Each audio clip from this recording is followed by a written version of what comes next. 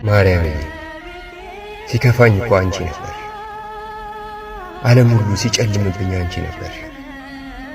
ይተውኛል ብዬ ለአፍታ እንኳን የማልጠረጥራቸው በክደት ጦር መንፈሴን አድምተው ጥለውኝ ሲል አንቺ ነበር።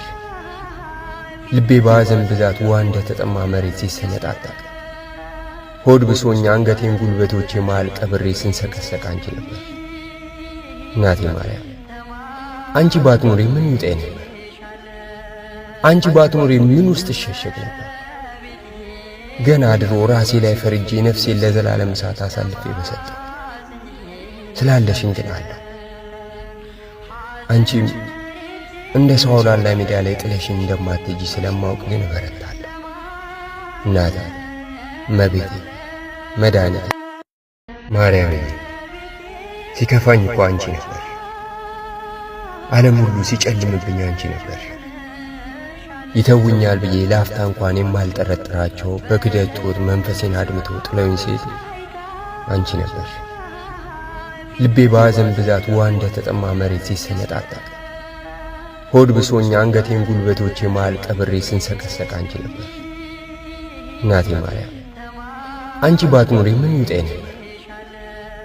አንቺ ባትኖሪ ምን ውስጥ እሸሸግ ነበር?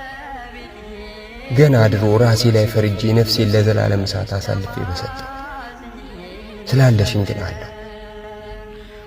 አንቺም እንደ ሰው አውላላ ሜዳ ላይ ጥለሽኝ እንደማትሄጂ ስለማውቅ ግን እበረታለሁ። እናቴ እመቤቴ መድኃኒቴ ኖ ደም እንዳትበሉ።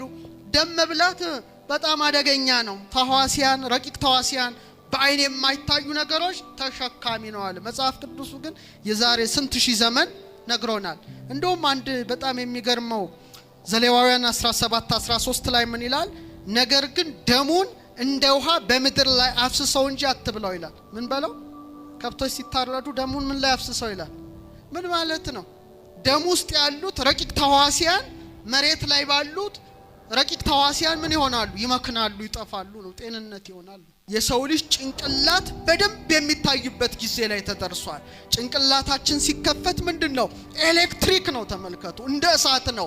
100 ቢሊየን የሚጠጉ ኒውሮኖች ነርቮች ያሉበት ነው። ከ100 ትሪሊየን በላይ ግንኙነትን ማድረግ የሚችል ነው ምናችን? ጭንቅላታችን። ስለዚህ እሳት አድርጎታል። እሳት የሰለጠነበት ነው።